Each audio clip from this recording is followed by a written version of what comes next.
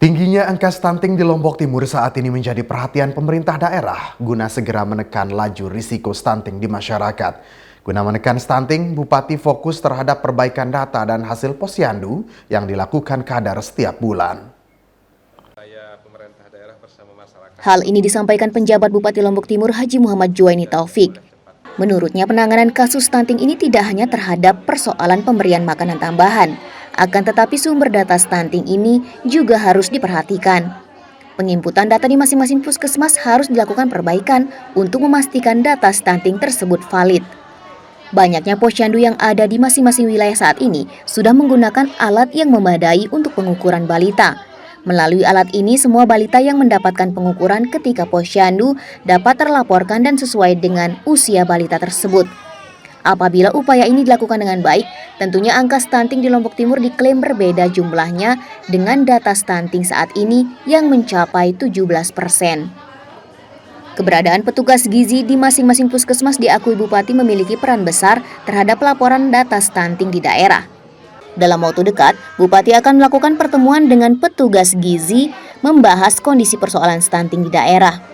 Melalui sinergitas yang dibangun bersama antara pemerintah daerah dan petugas kesehatan, Bupati optimis angka stunting dapat turun menjadi 14% pada tahun 2024. Upaya pemerintah daerah bersama masyarakat dalam menurunkan stunting ini, ya memang kita tidak boleh cepat puas diri ya, tetapi kan upayanya terus.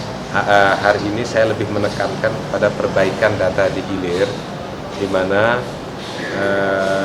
di posyandu dari 1.904 posyandu yang ada semuanya sudah punya antropometri. Nah, maksud saya kita ingin mendapatkan feedback dari posyandu yang setiap bulan kita ukur balita kita. Jangan-jangan kemungkinannya sebenarnya dia sudah tidak 5 tahun lagi, tapi masih kita masukkan di dalam data.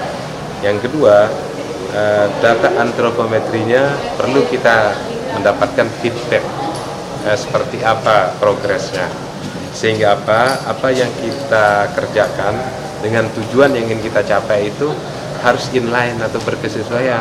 Jangan sampai tujuan kita misalnya ke barat, tapi upaya-upaya yang kita lakukan malah ke timur. Kan itu yang ingin saya katakan.